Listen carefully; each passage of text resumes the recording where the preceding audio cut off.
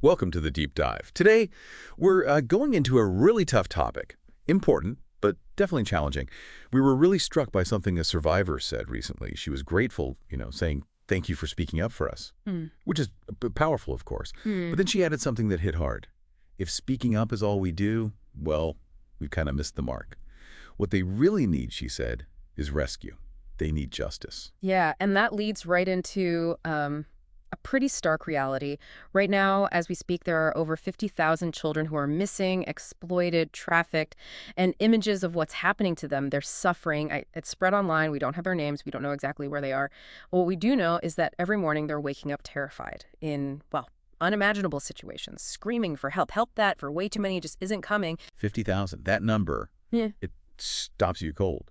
But what we really need to unpack today, what makes this so insidious, is the money behind it, the sheer scale. Human trafficking, it isn't just random acts. It's a massive, organized global business. We're talking about a $150 billion a year industry. Billion, with a B. Right. And to give that some context, that's more money than like Apple, Microsoft, Facebook, and Google make in a year combined. Exactly. It's staggering. And it's apparently the fastest growing criminal enterprise globally.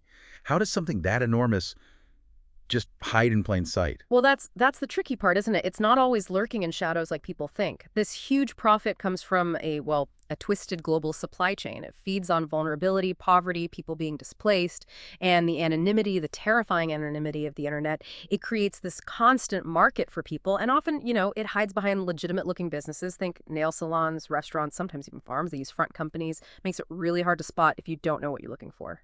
And it's important we clarify, when we say trafficking, it's broad, right? It's not always kidnapping. It's using force or fraud or coercion for any kind of exploitation. Could be forced labor, like in fields or factories.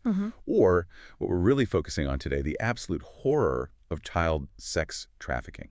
I think a lot of people listening might assume this is mainly a problem somewhere else in other countries.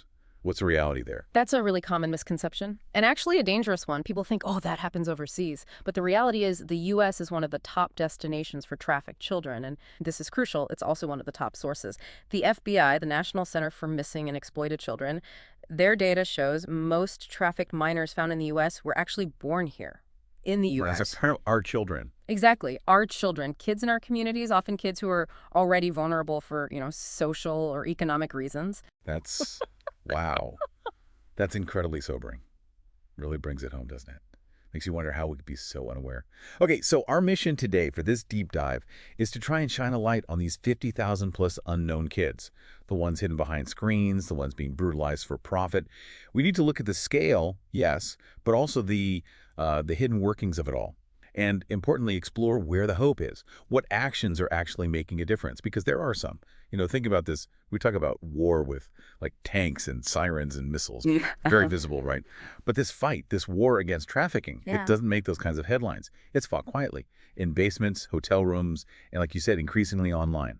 Encrypted chats, the dark web. Exactly. Those digital spaces, they pose huge challenges for law enforcement. You need really specialized cyber tools to even begin to track perpetrators there. Right. And the victims, they don't wear uniforms. They wear fear. It feels overwhelming, this hidden war.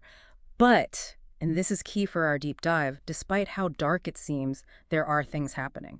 Tangible efforts making a real difference. There are glimmers of hope. Absolutely. And connecting that back, the fight is happening on many fronts. We're seeing really good progress from collaborations, law enforcement, NGOs, community groups, all working together. Like last year alone, thanks to some amazing partners, like the Tim Tebow Foundation, for example, over 1,600 victims were rescued. Just think about that. 1,600 lives pulled out of that darkness. 1,600 rescues. That's incredible. It is. And organizations like the Tim Tebow Foundation with their Defender community, they're right there on the front lines. They support, I think it's 43 safe homes now. They have over 500 survivors in their direct care. And rescues, real-time rescues, are happening literally every week. It's making a measurable impact. So what does this mean for you listening right now? It means you're not powerless in this. You can actually fight back. You can become what they call a defender. It involves a monthly gift, but it makes you a real part of this fight. It's different than just, speaking up and hoping someone else does something. This is active support for rescue, for rehabilitation. Exactly. And If you want to take that step, learn more about becoming a defender, you can go to the Tim Tebow Foundation's website. It's timtebowfoundation.org. And another really crucial thing for everyone, report suspicious online stuff, especially if it involves kids. You can do it safely and anonymously at cybertip.org. That's cybertip.org. There are other great organizations too, of course. Operation Underground Railroad, Exodus Cry. They're doing vital work. Worth checking them out. And if you want to understand this on a deeper, personal level, there's a book, The Slave Across the Street by Theresa Flores. It's a survivor's own story.